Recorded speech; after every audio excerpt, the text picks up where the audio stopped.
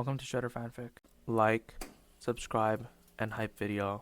Join members to gain early access to new videos. The main character, after dying in his previous life, he wakes up inside of Hazbin Hotel as Lucifer Morningstar from DC. How's he gonna change Hazbin Hotel? If you are not interfering, then stay out of the way. The extermination must continue uninterrupted. I have only one condition, I said calmly. Her eyes narrowed.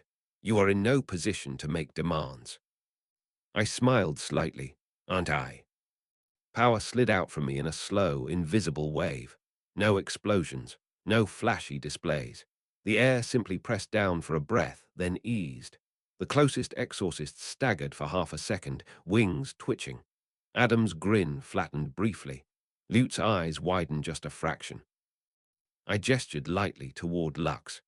This building and the one next to it are off limits. You can do your work everywhere else. Kill whoever you like. Just do not touch my bar or the hotel beside it. Adam stared at me, then barked a laugh. You're serious? Completely, I said. Lute measured me, weighing something. You are not a typical demon, not a sinner, not a native. Your energy does not align with this realm's structure. The short version is that I am very difficult to remove, I said. Adam glanced at the Hazbin Hotel's sign, then at Lux, then back at me. That's the place with the Little Princess rehab project, right? He said, amused. We can fix sinners and all that. Yes, I answered. He grinned. You backing her little daydream. I am running a bar, I said. That's all I'm backing. Lute spoke quietly, her tone more formal. Adam, we have orders to prioritize high-density areas first. These structures are minor. We can pass for now. He clicked his tongue. Fine, for now. He pointed his sword at me again. Don't try anything cute, Blondie. We got heaven on speed dial. You have heaven on a leash, I corrected. It is not the same thing. He snorted and turned away. Whatever. Come on, Lute. Let's go find something fun to smash. She hesitated for half a second longer, then nodded once. If you interfere with the extermination in any significant way, she said, you will be classified as a threat. Noted, I said. They leapt into the air in a single smooth movement, wings spreading wide, as they rejoined the main group. The exorcist squads moved with them, heading further down the street, cutting into another block. Husk moved up beside me, watching them go with a scowl. They bought it. They accepted it, I corrected. They did not believe it. That comes later. Screams echoed from further away now, as the extermination rolled deeper into the city. Explosions flashed in the distance where some demon had tried to fight back with heavy weapons. It ended the same way every time, white light and silence. The door to the Hazbin Hotel burst open across the street. Charlie ran out, her face pale, eyes wide with horror as she watched the angels tear through the city. No, she whispered, then louder. No, not again. Vaggie was right behind her, grabbing her arm. Charlie, get back inside. It's not safe out here. We have to talk to them, Charlie said desperately. We have to at least try. They're exorcists, Vaggie snapped. They don't listen, you know that. Angel Dust stepped out too, looking shaken despite his usual bravado. They started early this year, he said quietly. Didn't they? Husk answered him from my side. Feels like it. Charlie's gaze flicked to me. Lucifer, you just stood there and you talked to them. Yes, I said. Her voice rose with panic. And you didn't try to stop them. I met her eyes calm. Would you like me to? She froze, breathing unsteady. Her hands clenched at her sides. For a moment her eyes flicked between me and the sky, where more beams were still falling further away. Vaggie squeezed her shoulder. Charlie, focus. We have to protect the hotel. Get everyone inside. We already made plans for this. Charlie swallowed, nodded shakily, and turned back toward the hotel. Everyone inside. Now, lock the doors, close the windows, get to the safe rooms, she shouted.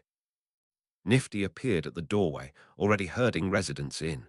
Angel followed, still glancing at the angels overhead. I turned back toward the street and watched heaven continue its work. Exorcists cut through demon gangs, overlords, territories flared with resistance in the distance, bursts of strange colored energy, flashes of unique power, but none of it mattered in the larger picture. The extermination moved like a slow, rigid storm, block by block. I lifted my glass and finished what remained. The street nearest Lux emptied as demons either died or fled elsewhere. The bodies did not even fall properly. They dissolved in bursts of light and ash. I snapped my fingers once. A clear boundary, invisible but absolute, settled around Lux and the Hazbin Hotel. Exorcists who got too close stepped over it, frowned, and turned away without understanding why. Their orders pulled them elsewhere. I did not interfere with heaven's mandate beyond that line. I let them clear the rest of the district. It was brutal, ugly, and perfectly organized. Hours passed. The sky stayed white, beams of light still dropping in scattered groups. The echoes of the slaughter rolled on, further away now but still obvious. Eventually, a louder impact shook the street. I knew that sound. A ship crash. Sir Pentious pushing his luck, as always, finally taking his shot at the angels. The airship fight, the stupid courage, the inevitable final explosion. I felt the shockwave even here. Husk flinched. Someone just did something stupid. They always do on days like this, I said. Charlie poked her head out of the hotel a while later, eyes red but jaw set. She saw me still standing there and walked over slowly. You could have stopped them, she said quietly, not accusing, not screaming, just stating it. Yes, I said. You didn't, she said. No, I said. She looked down at the cracked pavement, hands shaking at her sides. Why? Because this is not my hell, I said, and those are not my angels. They are heaven's problem. As long as my bar and your hotel remain untouched, I will not rewrite the rules of your world. Not yet. Her shoulders trembled for a second, but she held herself straight. People died, she said. A lot of people. They were already dead, I replied evenly. But I understand what you mean. She kept staring at the ground. If you ever decide to help, even a little, I won't stop you. I know, I said. Vaggie appeared at the hotel door again. Charlie, we need you. Charlie nodded, wiped her eyes quickly, and turned away. Thank you for protecting the hotel, she said softly, before heading back inside. You're welcome, princess, I said. The last beams of light faded from the sky over the next hour. The white glare dimmed back to the usual red. The horns finally fell silent. Extermination Day was over. I walked back inside Lux, set the empty glass down on the counter, and listened to the city breathe again. Hell had survived another visit from heaven. Nothing about that surprised me. Chapter 12. Angels at the Door. The city never really recovered its quiet after the extermination ended. It just changed tone. The horns had stopped. The blinding beams of light had faded. The exorcists had pulled back from the outer districts, but the echo of it remained in every street. Fewer footsteps, fewer voices, the kind of silence that came after a storm when the damage had already settled. I stood behind the bar in Lux, straightening bottles that did not need straightening.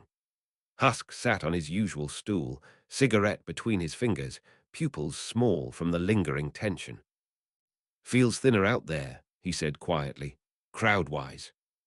That is the point of an extermination, I replied. He grimaced and took a drag. A few low-level demons had already drifted in after it all, shaken and quiet. They drank more and talked less. Some stared at their hands for long stretches of time. Some laughed too loudly. None of them looked eager to pick fights. The sky outside had returned to its usual red, but the brightness of it felt weaker. The air still smelled faintly of burnt ozone. I set a glass down and paused. There it was again, pressure in the distance. Not the wide, impersonal push of heaven's army this time, but two sharp points moving with clear intention. Familiar. Adam and Lute were still here, and they were not leaving yet. They were heading back toward this street. I exhaled slowly. Round two. Husk glanced up. They coming back? Yes. For you or for them? He asked, jerking his chin toward the hotel outside the window. Them, I said. As if to answer, a cluster of exorcists descended at the far end of the block, not in broad formation this time, but in a tighter spear, cutting a direct path toward the Hazbin hotel.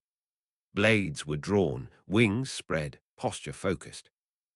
Then Adam dropped. He landed on a lamppost first, balancing casually on one foot, his free hand resting on his hip. His sword hung over his shoulder. He wore an easy grin that did not match the wreckage around him. Lute followed with a controlled landing on a nearby rooftop, spear in hand, eyes scanning the hotel facade. I moved to the front door of Lux and pushed it open, bringing my glass with me. I did not step into the street yet. I stood in the doorway and watched. The hotel's lights were on. The sign still glowed.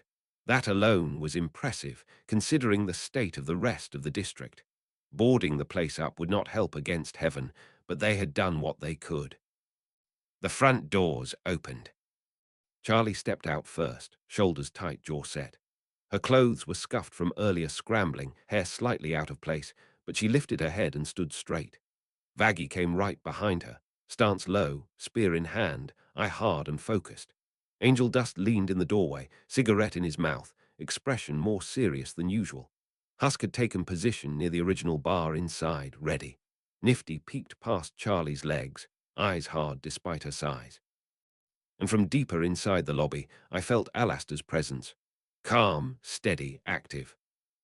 Adam raised his voice, loud enough to carry across the street.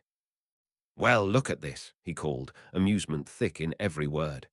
The little rehab center survived. Cute. Charlie walked forward until she stood at the top of the front steps. You've done enough, she said.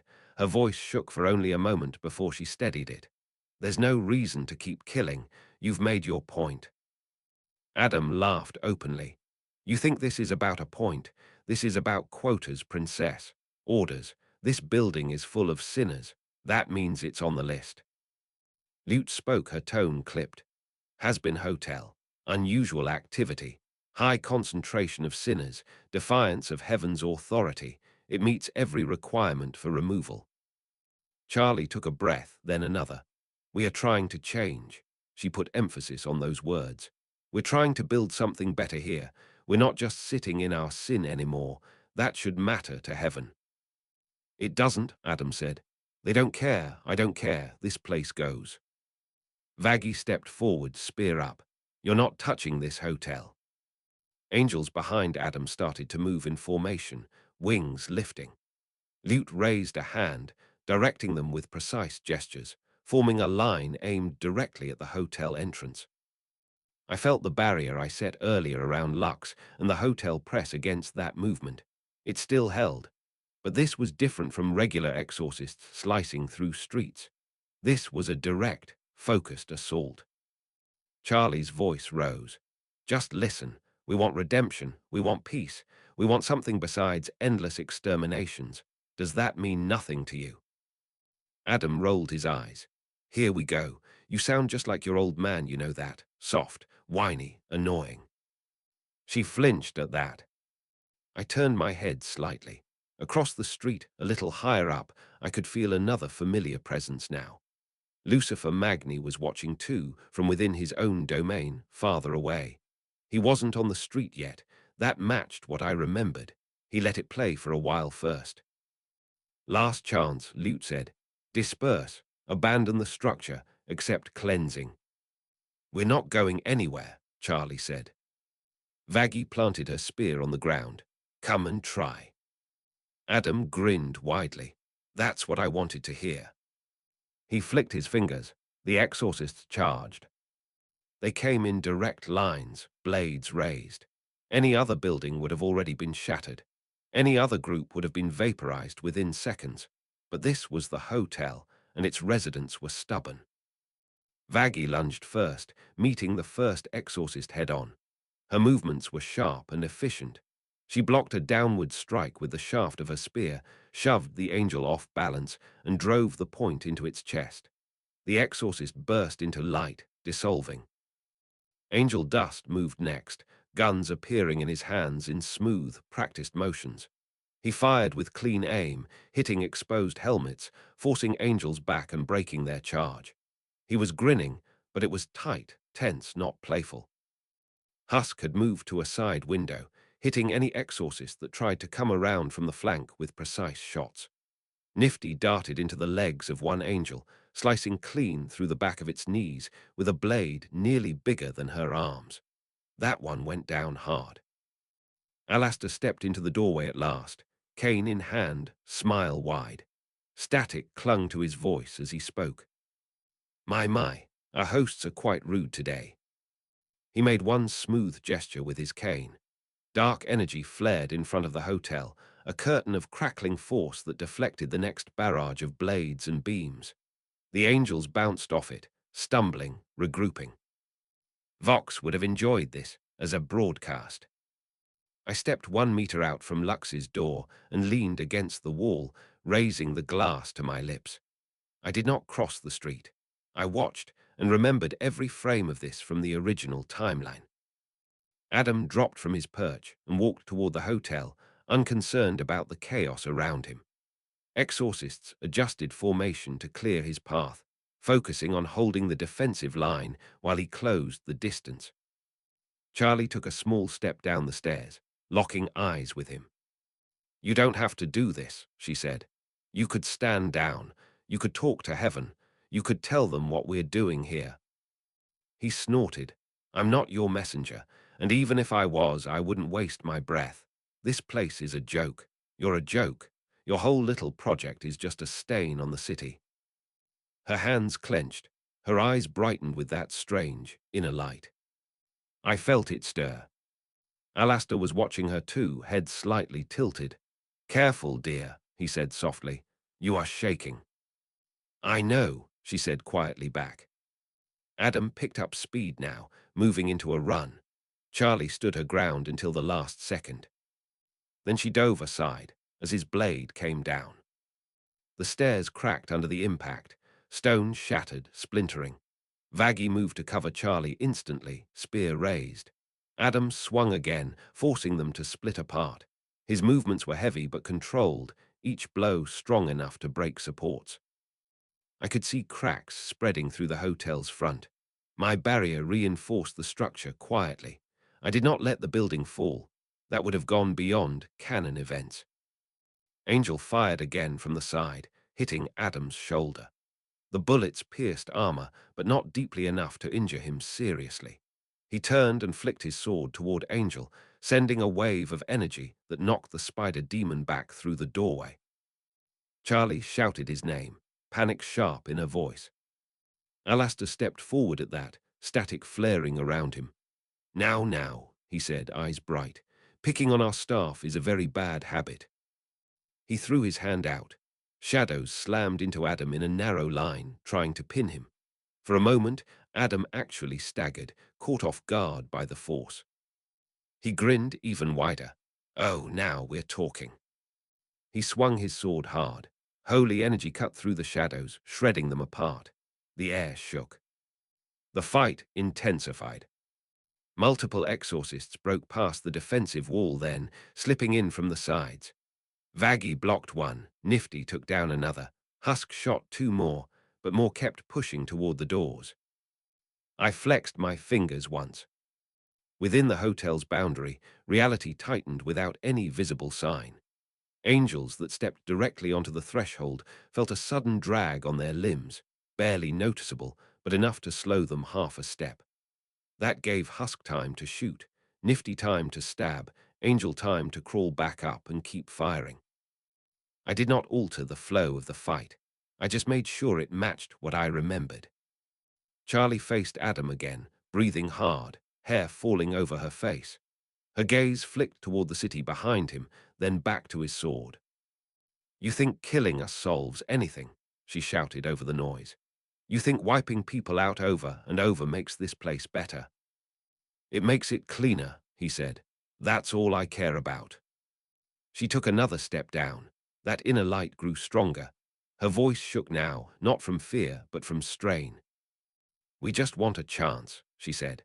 Just one chance to prove we can do more than sin, that we can grow, even here. Why is that so hard to accept? Because it's hell, Adam said. This isn't a self-help club.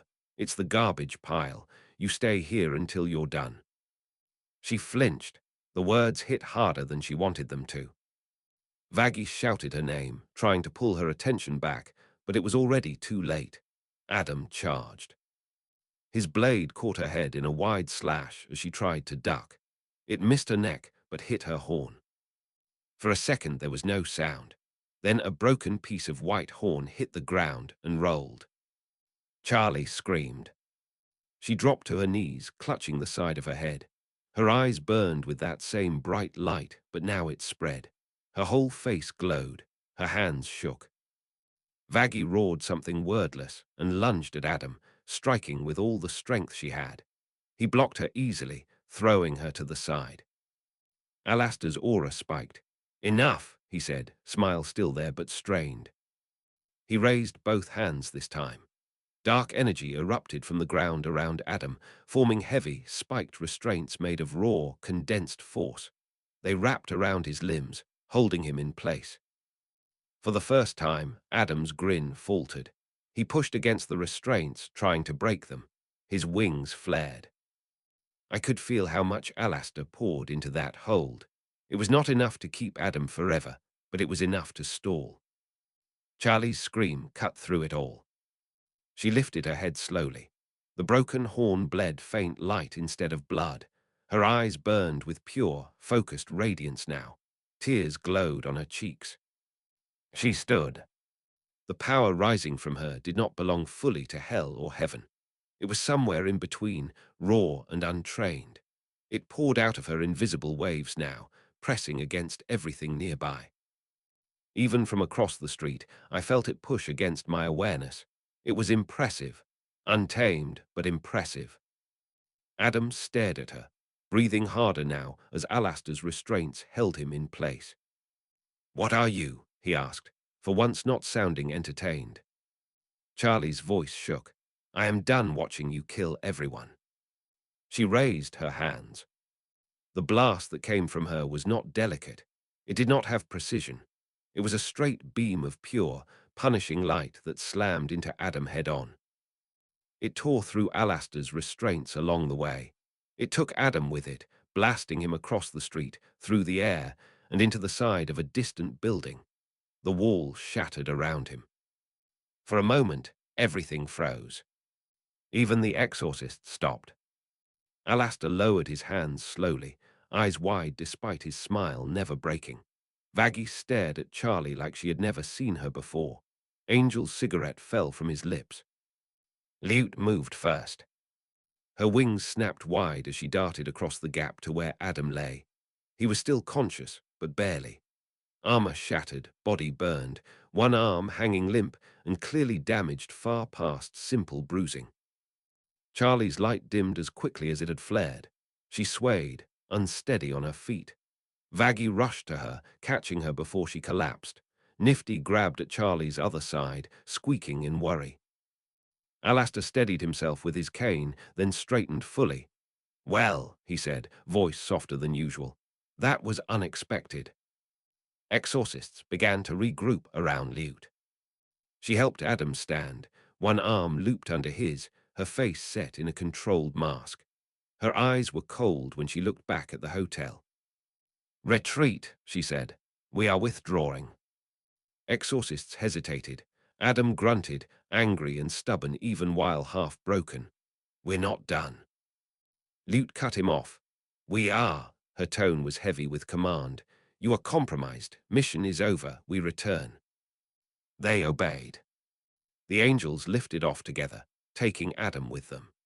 The sky brightened once more as they ascended, then dimmed back to the usual red when they finally vanished above the clouds. The street fell quiet. I stayed where I was for a moment, letting the barrier around Lux and the hotel soften again. The structural reinforcement remained. The hotel was damaged, stairs cracked, walls burned, but still standing. The people inside were alive. Husk stepped out beside me, ears still pinned back. That was insane. Yes, I said. That kid is insane, he added. Also yes, I said. Across the street, Charlie winced as Vaggie helped her back toward the lobby. Alastair glanced in my direction briefly, red eyes sharp. He gave the smallest nod in acknowledgement. I gave a small nod back. Then I stepped away from the doorway and back behind my bar. The glass in my hand was empty. I poured myself another drink, slow and even. For all their efforts, heaven had failed to erase this block. That for today was enough. Chapter 13, Questions at the Bar. Night settled back over the street in its usual red shade. The beams were gone. The horns were quiet. The air still smelled burnt. Lux was open, but it was slow. A few shaken demons sat scattered through the room, nursing drinks and staring at nothing. No one laughed. No one shouted. They just sat and let the silence sit with them. Husk wiped a glass for the third time, slower than usual. His ears were low. His tail moved lazily, more from habit than purpose. I stood behind the bar, rolling the stem of my glass between my fingers. The whiskey was good, familiar, grounding. The hotel lights were still on through the windows. The front stairs were cracked. Part of the sign's frame had bent, but it stood. That alone made it the most intact building on the block. The door to Lux opened without a knock. Charlie stepped in. She moved carefully, hand resting near the bandage around her broken horn. Her hair was slightly messy, clothes still torn from the fight. Her eyes were tired, red at the corners, but she held herself straight. Husk glanced up, then looked away, as if he did not want to admit he was concerned. I set my glass down. Princess. She walked up to the bar and took a moment to steady her breathing. For a second, she did not look at me directly, just at the surface of the counter. Can I sit? She asked quietly. You don't have to ask, I said. Pick any seat you like. She took the one directly in front of me and eased onto it, shoulders dropping a little once she settled. Her hands folded together on the counter, fingers tightening and loosening in small motions. What will it be? I asked. Something strong or something that tastes better? She let out a weak, short laugh. Something that tastes better, please. I nodded and turned to the back shelf. I mixed something with fruit, soda, and very little alcohol, poured it into a short glass, and set it in front of her. She wrapped her fingers around it, staring at the liquid. Thank you. Husk moved away to the far end of the bar, pretending to busy himself with a sponge and a table that was already clean. The music from the jukebox was low, slow piano, nothing intense. Charlie took a sip. Her shoulders eased a bit. She swallowed and set the glass down carefully. For a long moment, she said nothing. I let her think in peace. She needed it. Eventually, she raised her eyes to meet mine. Why didn't you stop them? She asked. Her voice was steady, but quiet. I looked at her calmly. You will have to be more specific. They did a lot of things. She frowned slightly.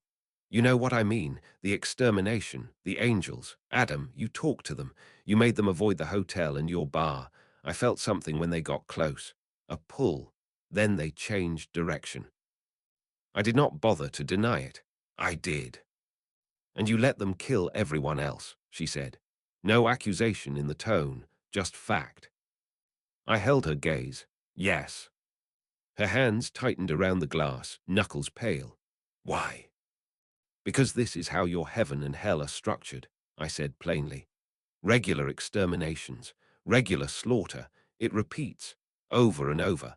If I take that away completely, I break something that I did not build. I do not fix things I did not design by tearing them apart from the outside.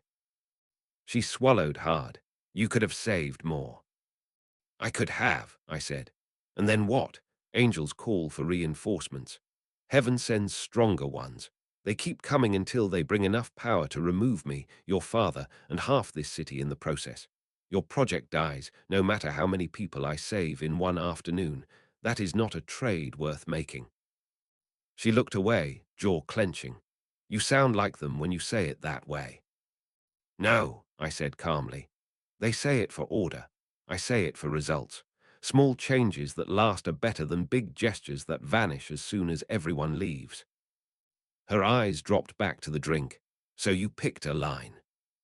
"Yes," I said. "This block, the hotel, Lux, that was my line today." She let out a breath that sounded halfway between a sigh and a short, humorless laugh. "You make it sound simple." "It is simple," I said. "Ugly, but simple."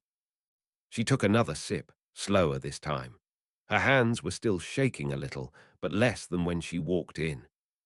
"Did you know that would happen?" she asked. "Adam, Lute, all of it." "Yes," I answered. Her eyes widened slightly. "You knew he'd come after the hotel?" "Yes," I said again. "Heaven always goes after anything that looks like defiance. A hotel that preaches redemption fits that very well. You painted a target on your own roof." Her shoulders sagged. "That's not fair." "It isn't," I said, "but that does not change it." She stared into her glass again. The drink remained half full. "You stepped in," she said after a moment. "With the building, with the boundary, with the way some of those angels moved. That wasn't just them hesitating." "No," I agreed. "I made it harder for them to hit the hotel, harder to bring it down. I did not stop them from trying. I stopped them from winning." She went quiet at that. I leaned on the counter with one hand, my tone even. "And you did more than you think. You hurt Adam. Badly. You have no training with that kind of power, yet you still threw him across the block. That is not nothing." Her cheeks colored faintly. She looked unsure what to do with that. "I lost control," she said softly. "I wasn't calm, I just snapped." "Good," I said. She blinked. "Good." "You needed it," I said. "You needed to see what happens when your project meets something that doesn't care about speeches. You stood anyway. You did something. That matters more than pretending the exterminations are a distant problem." Her eyes flicked up again. I already knew they weren't distant. "Yes," I said, "but now you know it in your bones." Her gaze dropped to her bandaged horn. Her fingers lifted and hovered over it, not quite touching. "It hurt," she said quietly, "more than I expected." "I do not doubt that," I replied. Husk shifted at the far end of the bar, uncomfortable, but he did not leave. Charlie's voice cracked slightly as she spoke again. Everyone looked at me like I was something else. Even my friends, even Alastair. I saw it in their faces. I scared them. "You scared Adam more," I said. "Priorities." She gave a short, involuntary laugh at that, then covered her mouth, startled by the sound. Some of the tension in her shoulders eased. "You are not your father," I added. "You are not heaven either. You are something in between. That will unsettle people. They will adjust." She turned the glass slowly between her hands. "Do you think heaven will come back stronger next time? Because of what I did, or because of you?" "Yes," I said simply. "They will." Her brows drew together. "Then we are in more danger because of this." "Yes," I said again. "But you were already in danger. You built a hotel with a bright sign in the middle of a slaughter ground. You did not choose safety." She could not argue with that. Her lips pressed into a thin line. She stared at me for a long time then. Her eyes searched my face, looking for something. Maybe guilt, maybe regret, maybe even a hidden promise. She found none. "You really don't regret not stopping them," she said. "No," I answered. "At all. No." Her fingers tightened around the glass again. "So that's it. Not my world, not my problem." I shook my head. "No, this is my bar. That is your hotel. Those are my problems. I handled them. Everything else belongs to heaven and your hell. If I take all of that on, I turn this into my war. I do not want a war. I want a drink and a quiet corner where people behave. She stared at me. The directness seemed to exhaust her more than any lie would have. You're honest, she said finally. Yes. You're cold, she added. Accurate, I said. She exhaled again. I don't know if I hate that or appreciate it. You will decide later, I said. Right now, you are tired, in pain, and still buzzing from more power than you are used to handling. Anything you feel is louder than it needs to be. Her eyes softened a little.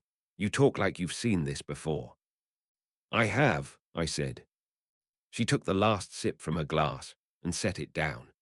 Her hand lingered on the counter for a moment, fingers tracing a small circle in a water ring. How many more times? She asked quietly. How many more exterminations will there be? As many as heaven orders, I said. And you'll just keep doing this, she asked. Protecting your bar, protecting the hotel, that's it. For now, I said.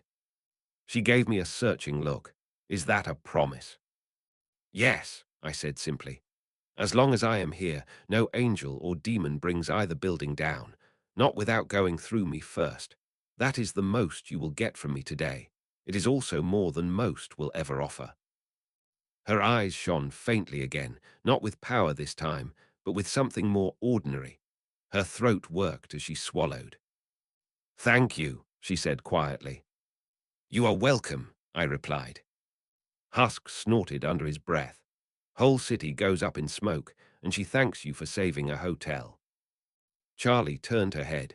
The hotel is my home, and it's their home too, she said firmly, nodding toward the window where shadows of residents passed by. I'm not going to pretend that doesn't matter. Husk looked away, but his ears lifted a little. Yeah, I get that. She slid off the stool slowly, legs unsteady for a second. I watched her regain her balance without stepping in. She would not appreciate being treated as fragile. As she straightened, she looked at me again. Do you think I can do it? She asked. Not all at once. Not heaven, not everything. Just something. With the hotel, with them. She jerked her chin toward the window. I think you already have, I said. You have people who fight for you.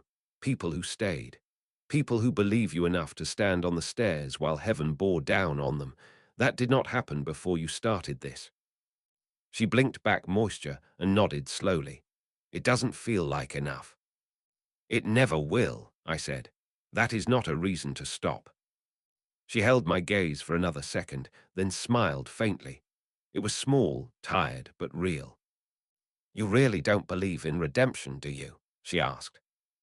No, I said, but I believe in stubborn people who refuse to stop trying. They cause more change than anything else. She let out another short, quiet laugh. That's close enough. She turned toward the door. You should rest, I said. You will get more done tomorrow if you do not collapse on your lobby floor. I know, she said softly. Vaggie already said that 3 times. She is right, I said. She usually is, Charlie replied.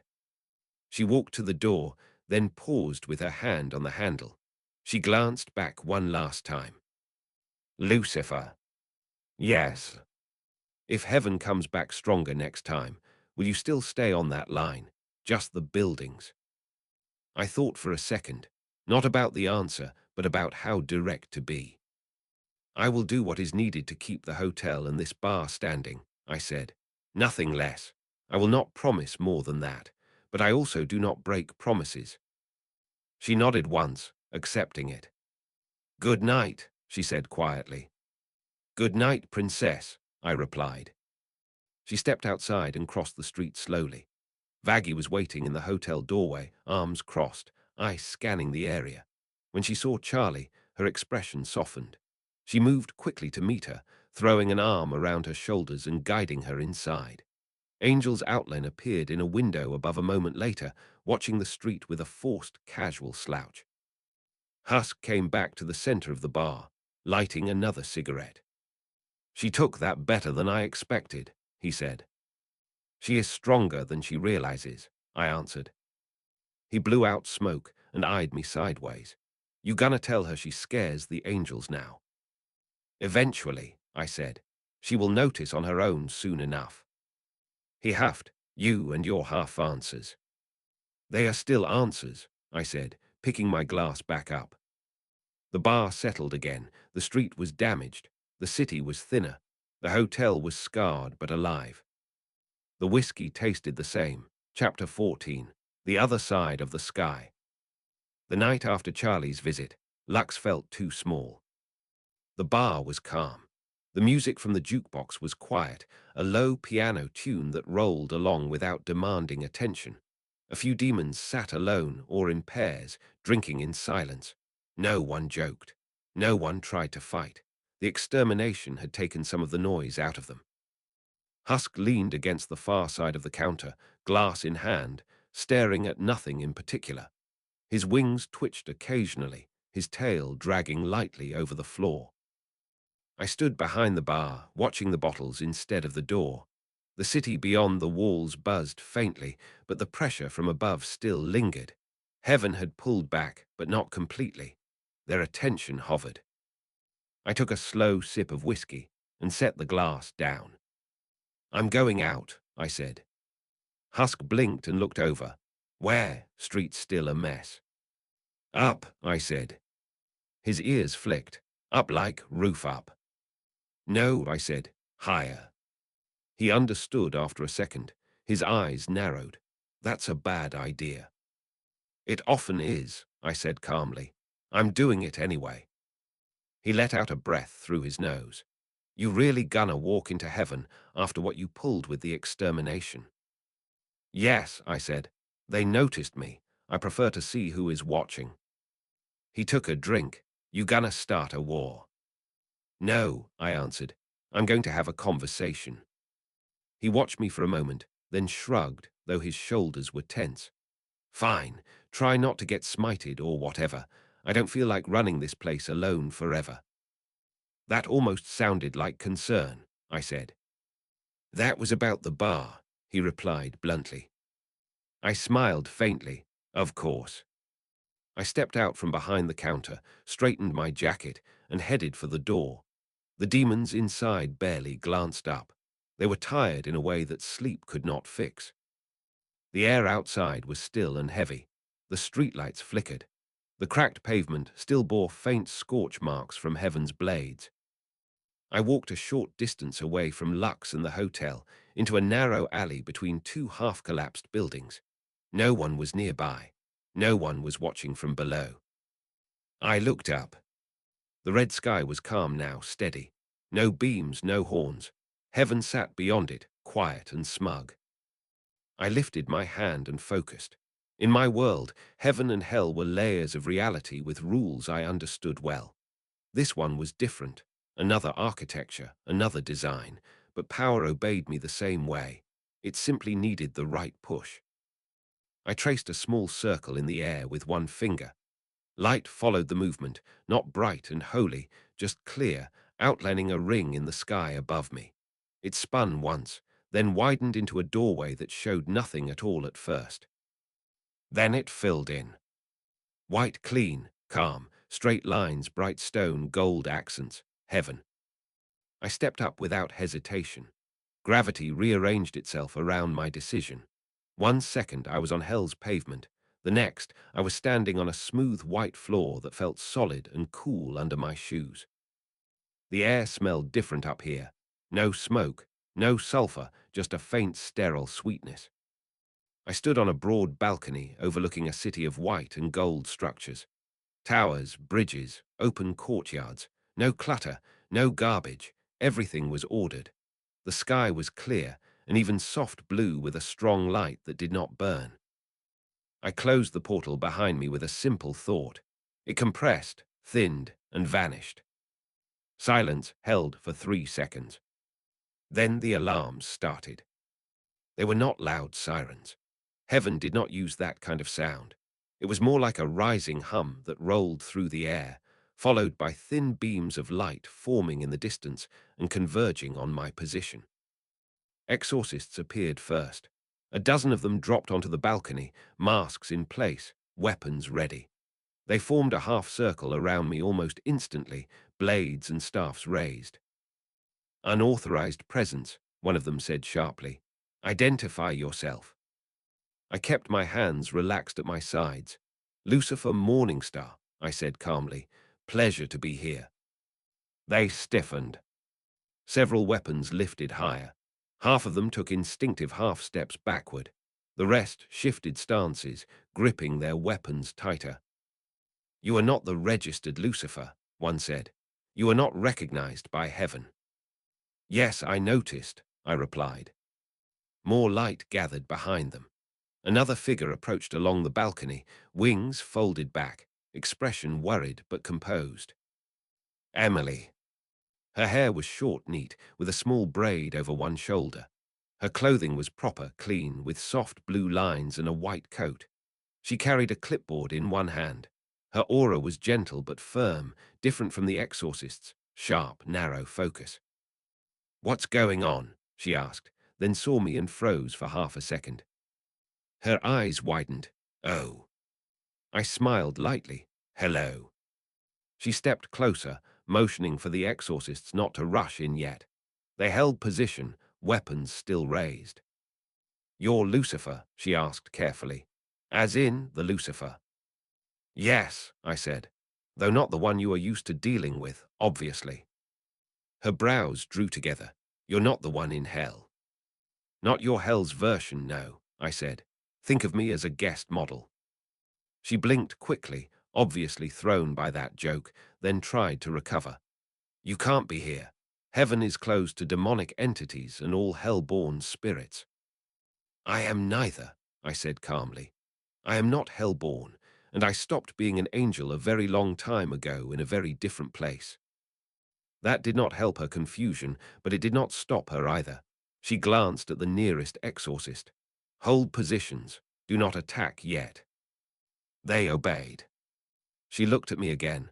How did you get in? There was no gate activation, no authorized portal. I made my own, I answered.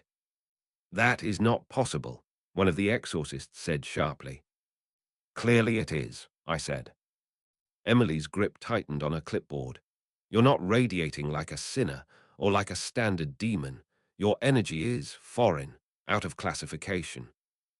So I've been told, I replied mildly. I imagine Lute's report said something similar. Her eyes flickered. She did not answer that, which meant I was right. She straightened a little.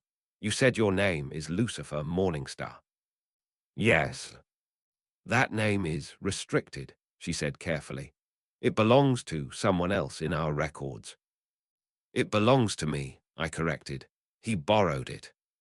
She stared at me, then cleared her throat. I am not authorized to deal with this. I will call the High Seraphim. You will stay where you are. I am very cooperative when treated politely, I said. That actually drew a tiny, nervous smile from her that she tried to hide. Please remain here. She stepped back, touching something glowing on her wrist.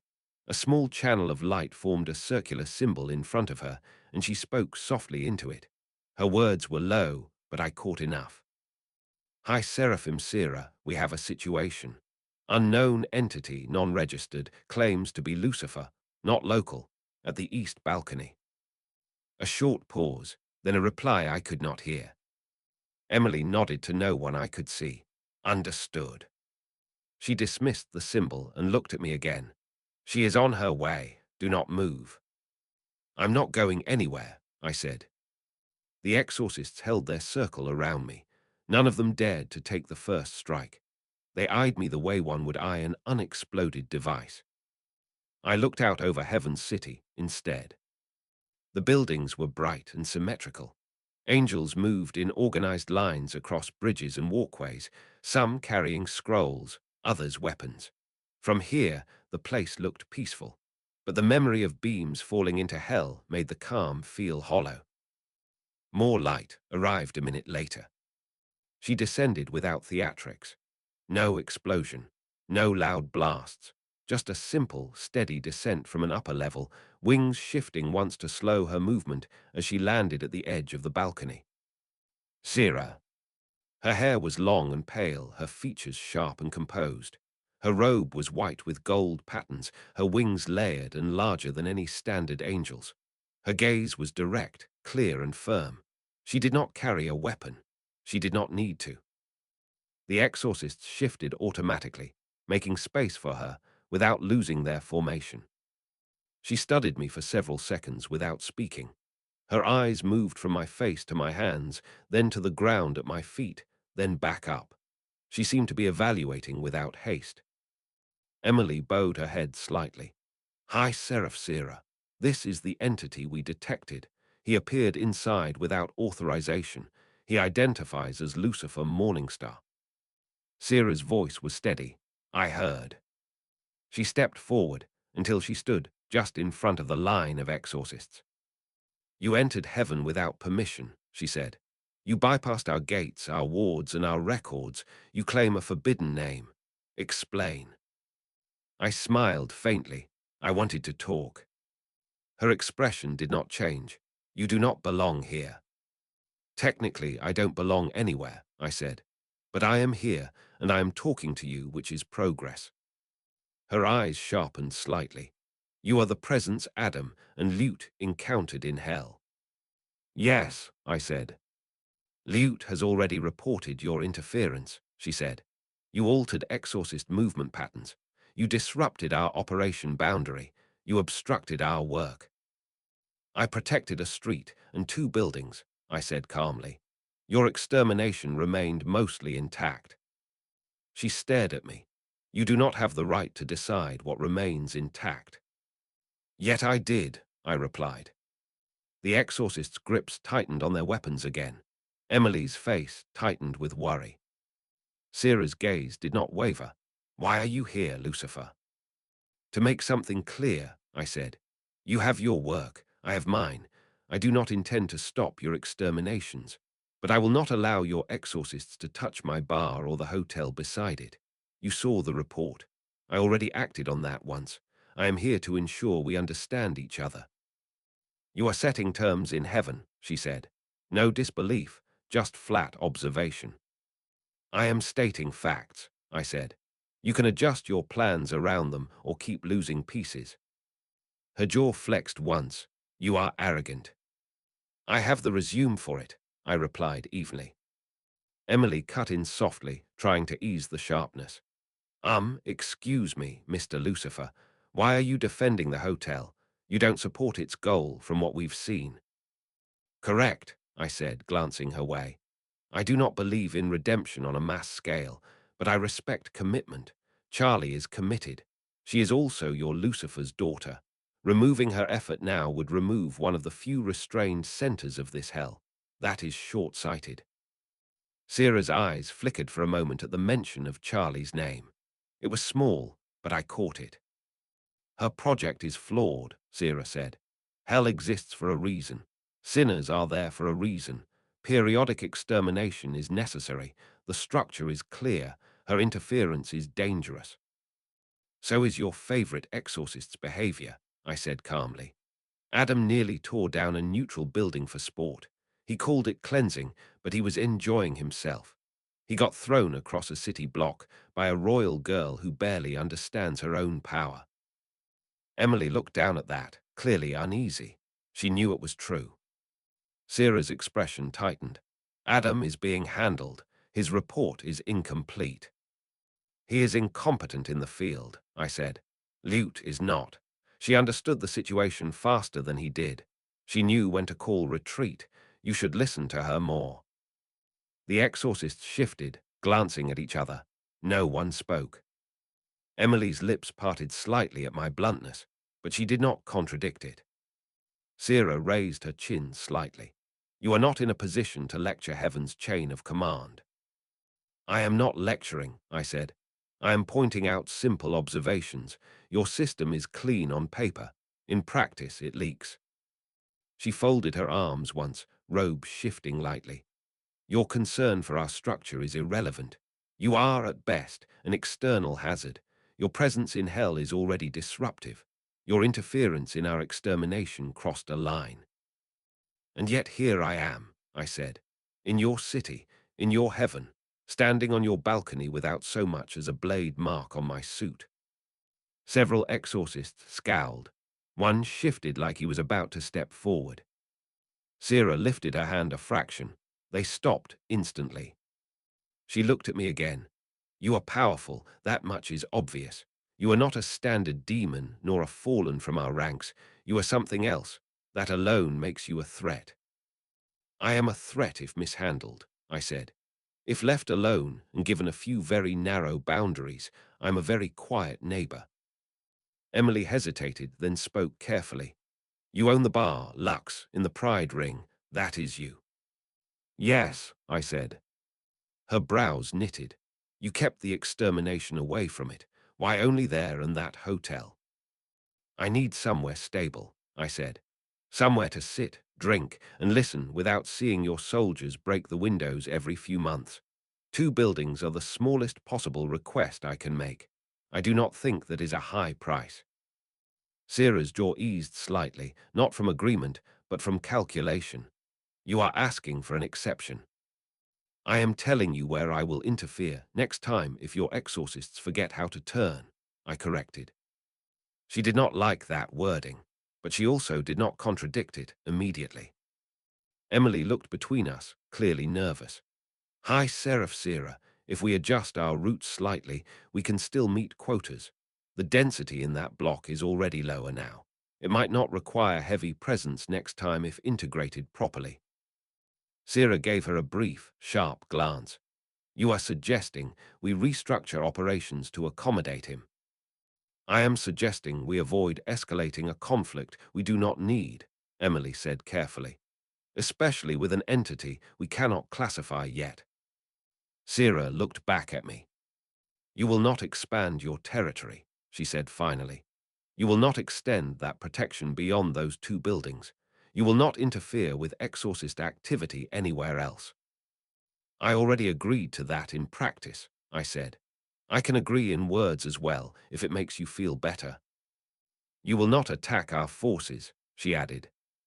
Unless they strike my line directly, I said, in which case I will push back. Her tone cooled. That is not negotiable. It is not negotiable that I protect what I have claimed, I said. Push there and we fight. Avoid it, and you will not even notice me most of the time. Her wings shifted slightly at that, a visible sign of restrained irritation. You believe we cannot remove you, she said.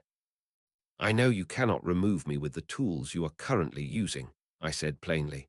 You could escalate. Bring higher authorities. I do not think anyone up there wants that mess. Silence hung for a moment. Emily shifted her weight, fingers tightening on her clipboard.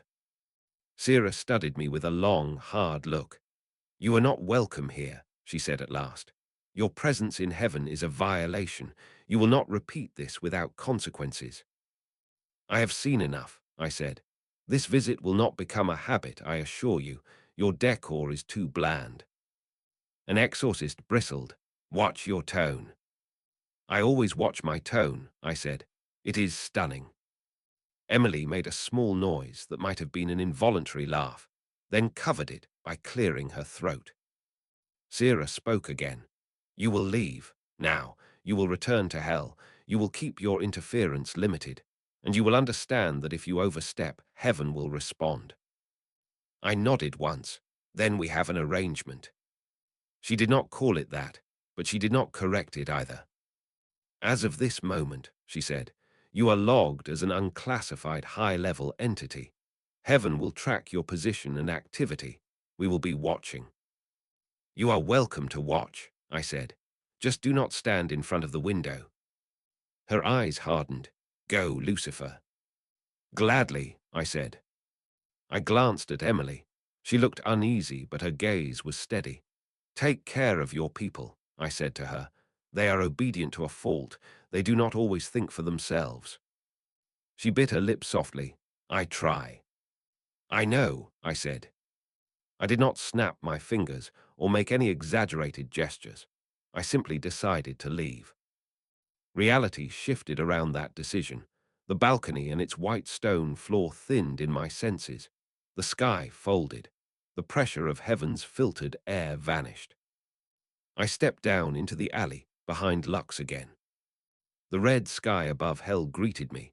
The familiar smell of smoke, ash, and distant shouting settled over everything. It felt rougher, but more honest. I walked back out onto the street and into the bar. Husk looked up immediately. Well, we came to an understanding, I said, stepping behind the counter again. You're not dead, he said, so that's something. Indeed, I said. He eyed me. You pissed them off. Yes, I answered. He seemed satisfied with that. Good. I poured myself another drink. The glass warmed slightly under my fingers. Heaven could watch all it wanted.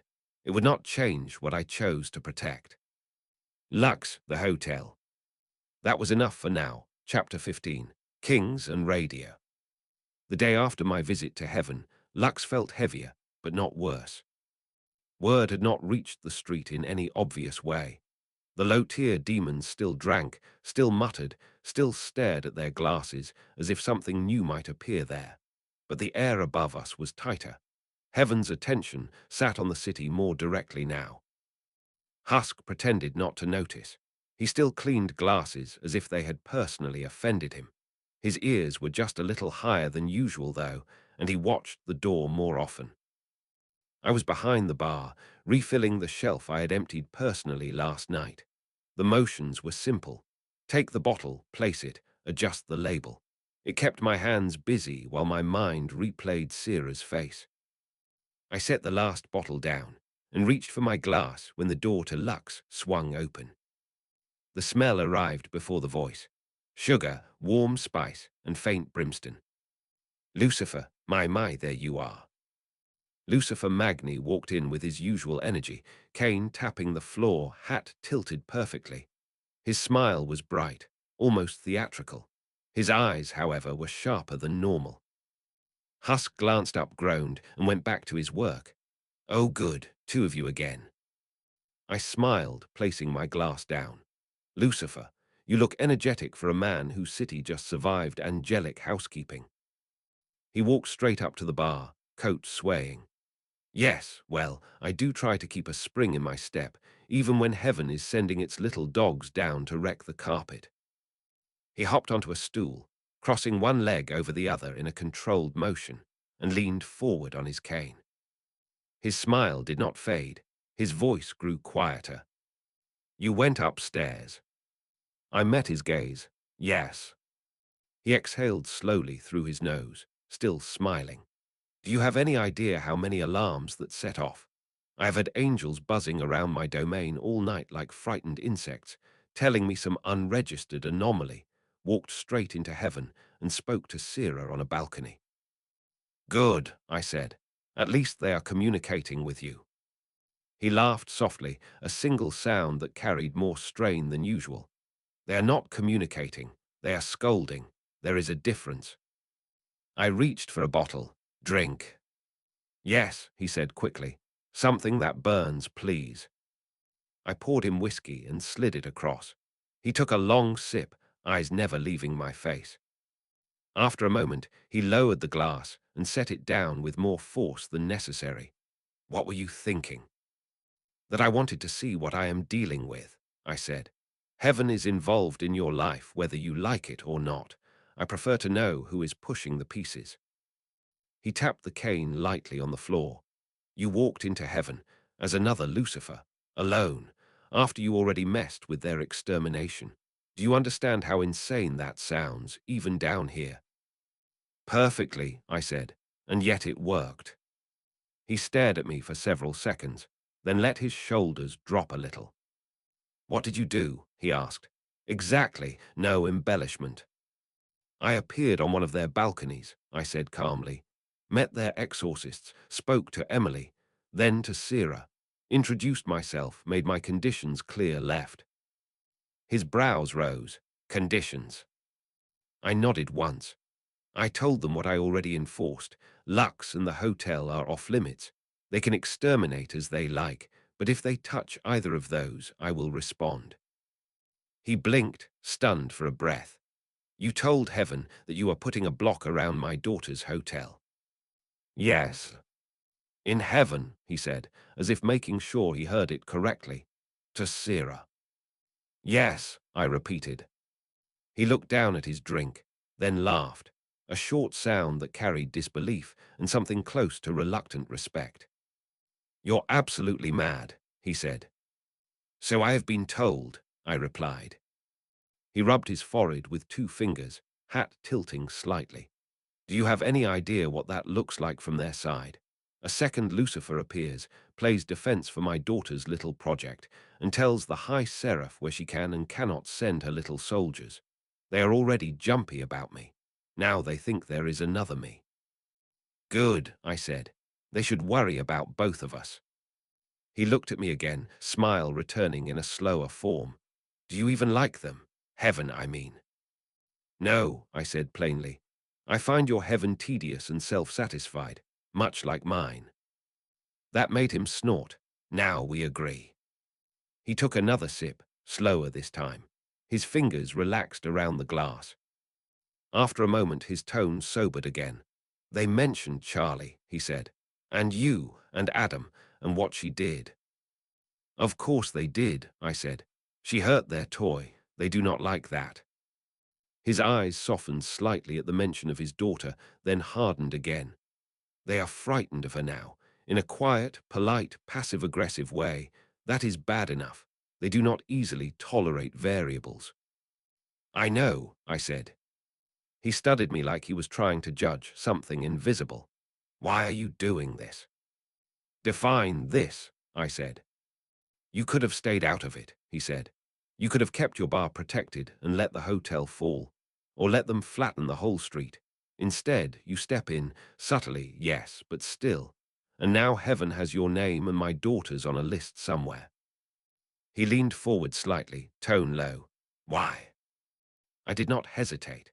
Because I do not like bullies who swing swords at buildings I am fond of. Because your daughter is the only one in this hell who is trying to do something beside repeat the same cycle. And because I enjoy the look on angel faces when they realize the rules do not work the way they thought. That got a more genuine laugh out of him. He covered his mouth lightly, shoulders shaking once. You are terrible, I like that. So I have heard, I said. The laughter faded. His expression shifted to something more serious than I had seen from him before. She trusts you, he said quietly. Charlie, she comes here. She talks to you. She listens when you speak. That does not happen often. She does not give that easily. I have noticed, I said. His eyes grew sharper. Do not use that. I met his gaze steadily. I am not here to break your daughter. Good, he said, because I will not tolerate anyone hurting her. Not heaven, not sinners, not you. I don't care how strong you are or where you came from. He meant it. There was no joke in his tone. I nodded once, understood, and reciprocated. If I see you hurting her, we will have our own discussion. He stared at me for half a heartbeat, then grinned again. You really have adopted this little street, haven't you?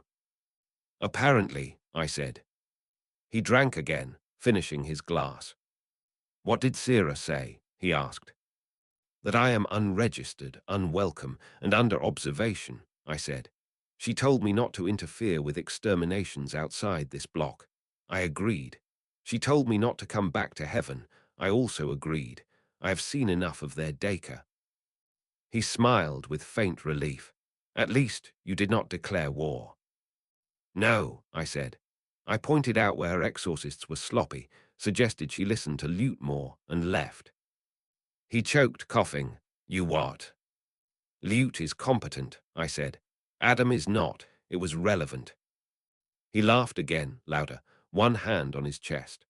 Oh, if there is one thing I would pay to see, it is Sarah being told how to manage her people by someone she cannot categorize. I gave her free advice, I said calmly. What she does with it is her problem. He shook his head slowly, still smiling.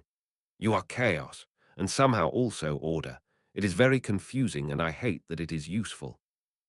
Husk muttered from the side, join the club. Lucifer Magni hopped off the stool finally, straightening his coat and adjusting his hat. "Very well, other me," he said, tone lighter again. "You have made a mess. It is a good mess for once. They will be watching, they will be grumpy, but they will hesitate. That is something hell rarely gets." "You are welcome," I said. He pointed his cane at me lightly. "Just remember, if their anger comes down harder on my daughter because of you, I will speak to you again." "I would expect nothing less," I replied. He smiled. "Good." He gave a small, dramatic bow. "Now I should go. Lilith will want to know why heaven is sulking, and I need to make that sound more entertaining than it is." "Tell her I said hello," I said. "I will," he replied, eyes glinting. "She might even stop by herself soon. She is very curious about you." Then he turned and walked toward the door, cane tapping lightly. Just before he stepped out, he glanced at the hotel through the window, his face softening for a brief moment, then left without another word. The door closed behind him. Husk exhaled. That could have gone worse. "It usually can," I said. He poured himself a refill. "So, heaven knows you, hell knows you, overlords, princes, the princess, and at least 3 idiots with TV screens and feathers. You planning on collecting the rest?" "No," I said. "They keep walking in." He grunted, "Fair." The bar settled again. I moved back down the counter, checking the bottles, not because I needed to, but because it kept my hands busy. The silence held for almost half an hour before it changed again. The lights in the bar flickered once, not from power failure, but from something else. The radio behind the counter crackled even though it was not on. Then a familiar voice rolled through the room. "Good evening." Alastair stepped into Lux as if he had been standing just outside, waiting for a cue. His smile was as wide as ever, his eyes bright, his cane tapping once on the floor as he looked around. Husk's shoulders sunk. I knew today was going too smooth. I looked up. "Alastair." "Lucifer," he replied cheerfully, tilting his head. "You have had quite a busy few days, haven't you?" I poured myself another drink. "You could say that. Come in. Try not to broadcast in all directions. I just repaired the glasses." He walked to the bar, his steps light and precise. He took a stool, resting his hands on the top of his cane, fingers folded neatly. "Oh, don't worry," he said in that crisp, old-style voice. "I am only broadcasting to myself tonight." "That is somehow worse," Husk muttered. Alastair glanced around the bar with appreciation. Still spotless, still calm, still full of very nervous patrons. "You do good work, Lucifer." "I know," I said. "Drink." He smiled broader. "Surprise me." I chose a strong but clean whiskey and poured him a glass. He took it carefully, sniffed it once, then sipped. Very nice," he said. "I suppose I should say thank you before I begin asking too many questions." "You are welcome," I said. He leaned slightly closer, eyes focused. "So, heaven, how was it?"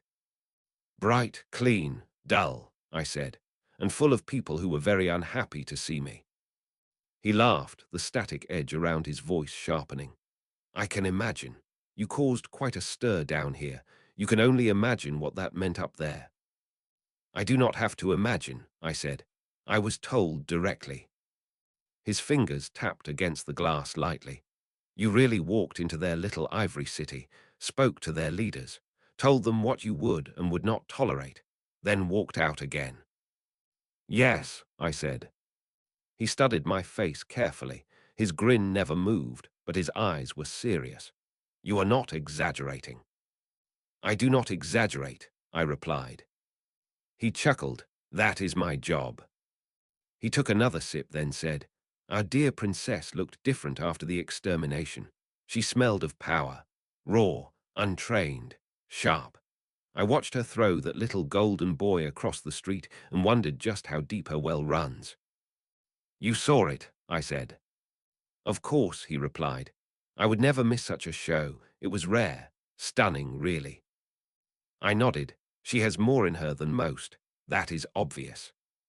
He tapped his cane against the side of the bar once. Heaven is afraid of her now. Hell is unsure of her. And then there is you, standing between both, protecting the building where she lives. He tilted his head. What is it you actually want, Lucifer? Peace, I said. Music. A bar that is not full of corpses. A hotel that stays standing because it is more interesting that way. You call that peace? He asked. For me, yes, I said. He chuckled again. You are strange, I approve. He set his glass down. You know, I took a little walk after the fight. The city is buzzing with whispers. The angels were pulled away. The hotel didn't fall. The new devil is making rules. Overlords are watching you. Vox is sulking. Carmilla is thinking. Rosie is amused. Zestial is annoying as always. They all expect you to pick a side eventually. I already did, I said. Mine. That is not a side they understand, he said. That is their problem, I replied. He smiled with quiet satisfaction. You are honest. That is very inconvenient for everyone else. You came here for something specific, Alastair, I said. Say it. He studied me for another long moment. Charlie, he said at last, what do you think of her now? I did not look away.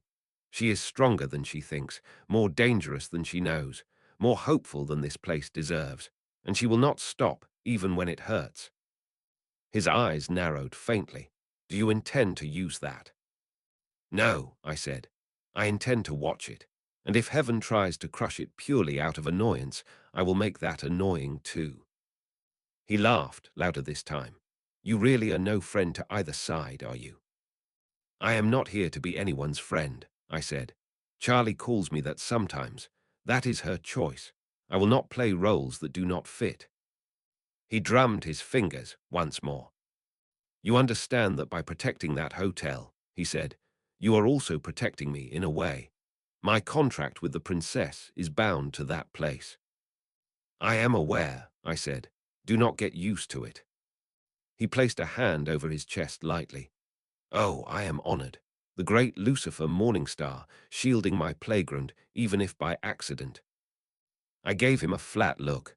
Do not push it. He chuckled, raising one hand in mock surrender. Fine, fine. I shall remain on my best behavior, inside this bar at least. Husk snorted. You'd better. Alastair finished his drink and set the glass down neatly.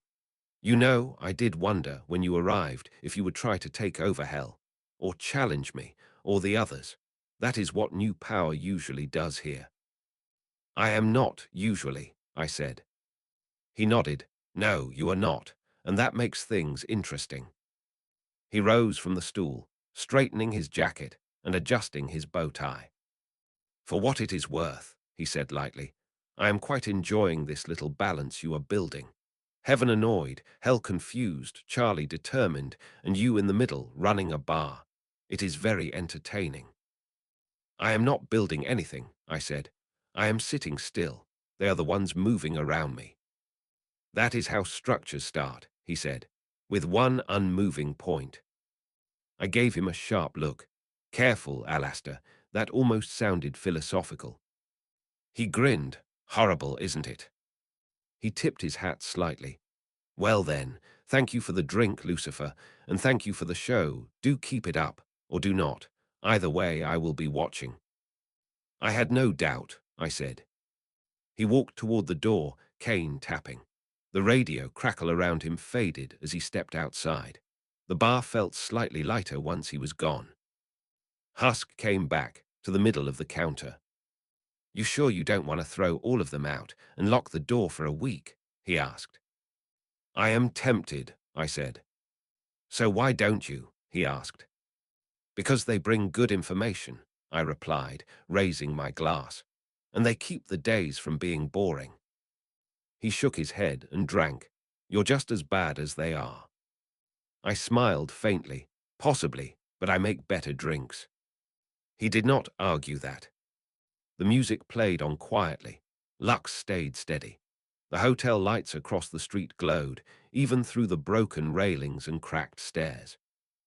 For now, that was enough. Chapter 16. Vox goes on air. The change started small. It was a slow afternoon in Lux, the kind of slow where the air felt thick and still, but not unpleasant. Husk wiped down the same section of the bar for the third time, muttering under his breath. The jukebox played a low track that barely rose above a murmur. Outside, the street moved at a sluggish pace. Demons passed by with tired footsteps and dull eyes.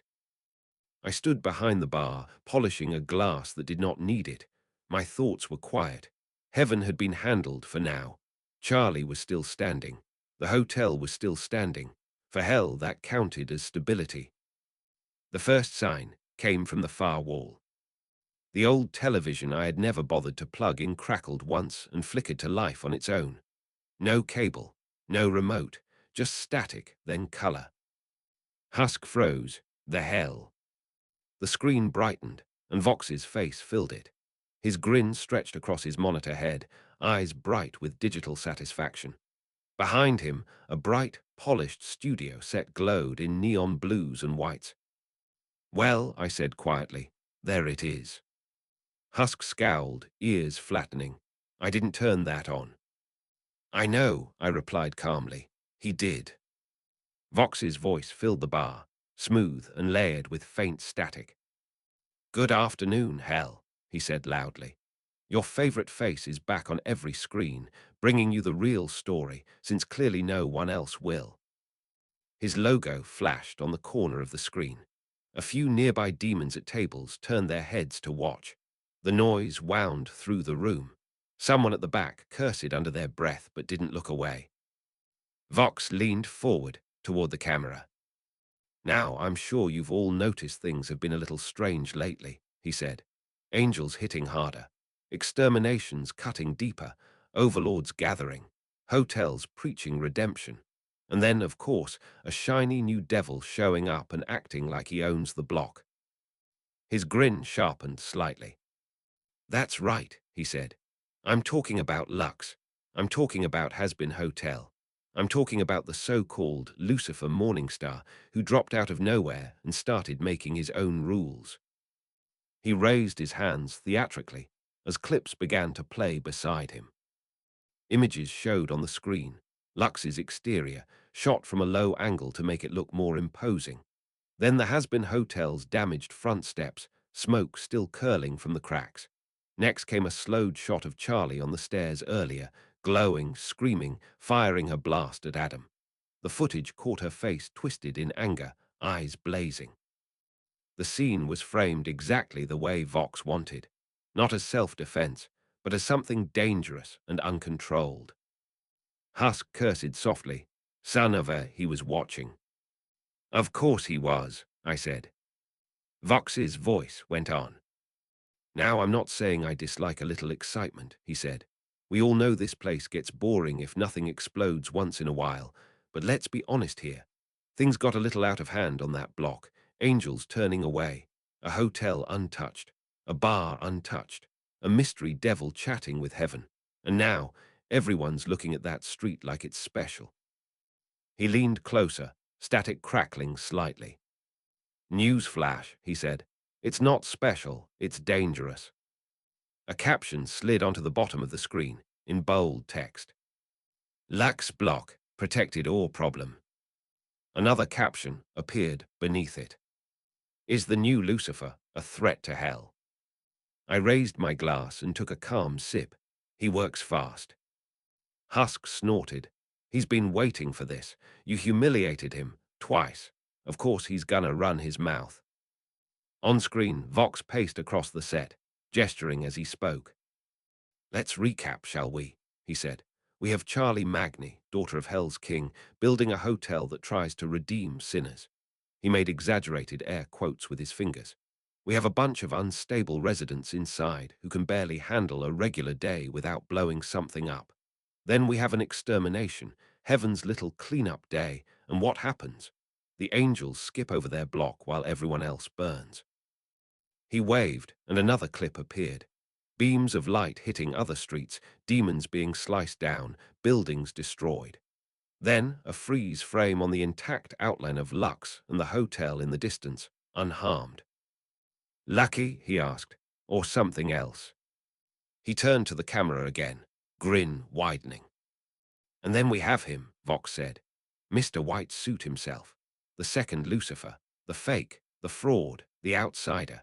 He strolls into the city, opens a bar beside the hotel, threatens overlords, manhandles the radio demon and my crew in his little neutral zone, and then goes for a walk to heaven. The studio screen filled with a stylized mock-up of my silhouette standing on a bright balcony above clouds. It was dramatized, but not entirely inaccurate. Yeah, you heard me, Hell, Vox said. Our new friend went upstairs, alone, no invitation, no permission, and came back like it was nothing. Since then, the angels are jittery, heaven's mad, exterminations are different. He spread his hands. Now, I'm not saying he's lying about his name, Vox continued. Maybe his mama actually called him Lucifer, I don't know. What I am saying is this. Demons who meddle with heaven, break the rules, and start changing how exterminations work are not your allies. He pointed at the camera. They're a problem. Husk glared at the TV. He's calling you the problem. Of course he is, I said. He needs someone bigger to blame than himself. The bar was very quiet now. Every patron was watching. A few glanced at me with mixed expressions. Worry, curiosity, not quite fear, but close. Vox shifted tone. So here's my advice, Hell, he said. You want to drink? Go anywhere but Lux. He pointed downward, and a graphic of my bar appeared with a red warning sign over it. You want redemption? Good luck throwing your soul at that hotel. Just don't come crying when heaven decides that particular block needs a more thorough cleaning next time. He smirked. The rest of us, he said, we like hell the way it is. Wild, messy, our own, not managed by angels, not managed by princesses, and definitely not managed by some stranger who walked in and decided he was in charge. The logo flashed again. Vox News, hell deserves the truth. Stay tuned, he finished, for more coverage on the Lux Block situation, our exclusive breakdown on the Princess Temper Tantrum from our special effects team. A small clip of Charlie's energy blast replayed in slow motion, and an in-depth look at how overlords are responding to this neutral bar nonsense. The screen cut back to static, then turned black. The television powered down on its own. Silence stayed in Lux for a few long breaths. Then the room started breathing again. Demons shifted in their seats. Some looked at the dark screen, then at me, then at each other. Someone near the back muttered, knew that place was too quiet to be normal. Another snorted, since when do angels skip streets, huh? A third said, that hotel freaks me out anyway. You hear what the princess did? She flashed like heaven. Nah, I'm staying far away from that block from now on. Husk ground his teeth softly. He's turning them. He's trying, I said. He will succeed with some, that's his talent. Two demons at a front table stood abruptly, leaving their drinks half finished. Hey, Husk called, you still owe. Put it on my tab, one of them said quickly, not meeting his eye. I remembered I have business across town, no offense. They slipped out the door fast, not looking back. Husk growled under his breath, cowards. I watched them go, then picked up my glass again. I told you this would happen eventually, I said. Power shifts, overlords adjust. Vox doesn't like anything that isn't under his signal. That broadcast is going to loop everywhere, Husk said bitterly. Every damn screen in this ring, and probably the next. Yes, I said calmly. Good. He stared at me like I had grown an extra head. Good. It will show us who panics, who stays, and who comes anyway, I said. Clarity is useful. He shook his head, grumbling, and went back to scrubbing. Over the next few hours, the change became more obvious. A demon couple approached Lux, saw the sign, and stopped just outside. That's the place from Vox's show, one whispered.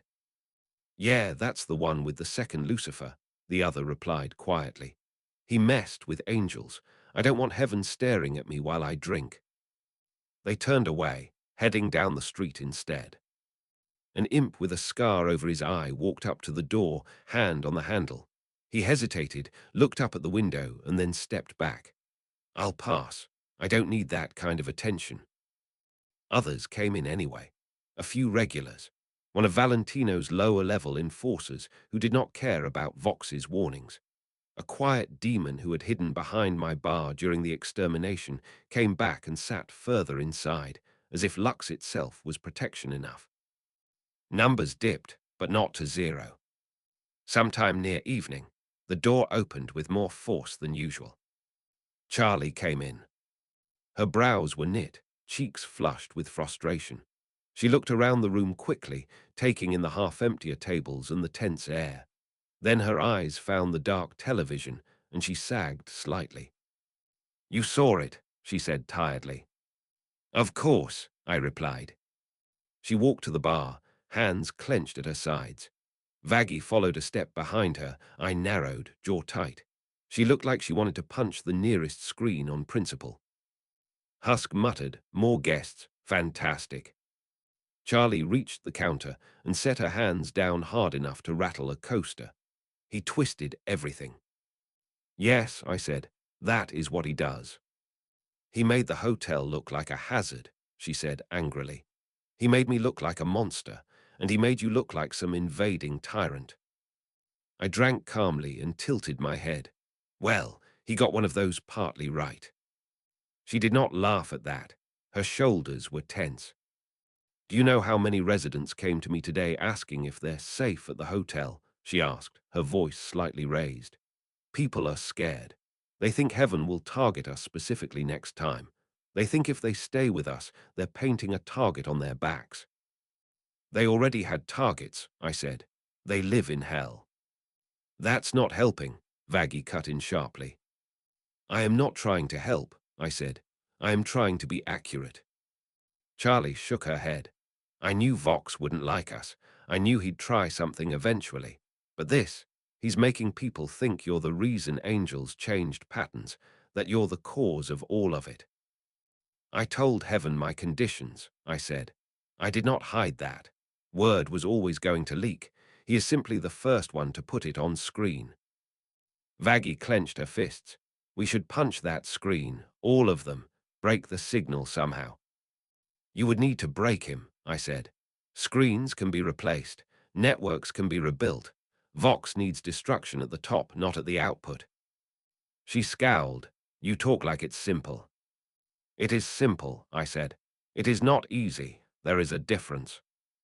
Charlie took a deep breath, then let it out slowly. "We came to ask you something." "Ask," I said. She looked uneasy. "Do you want us to stop coming here?" I blinked once. "No." She fidgeted with her fingers on the bar. "Because if people keep seeing us walk across the street to Lux, they'll think you and the hotel are more connected. Vox already made it sound like you're backing us. If we stop coming, it might take some pressure off you." Vaggie nodded stiffly. "We don't want to drag you down with us. You kept us standing. We don't want to be the reason Vox and his idiots start pulling more stunts." Husk stared at them like they had just said something profoundly stupid. "You think he started this because of you? He's mad because he can't push this bar around." I smirked slightly. "He is upset about many things. Losing control of his narrative is the biggest one.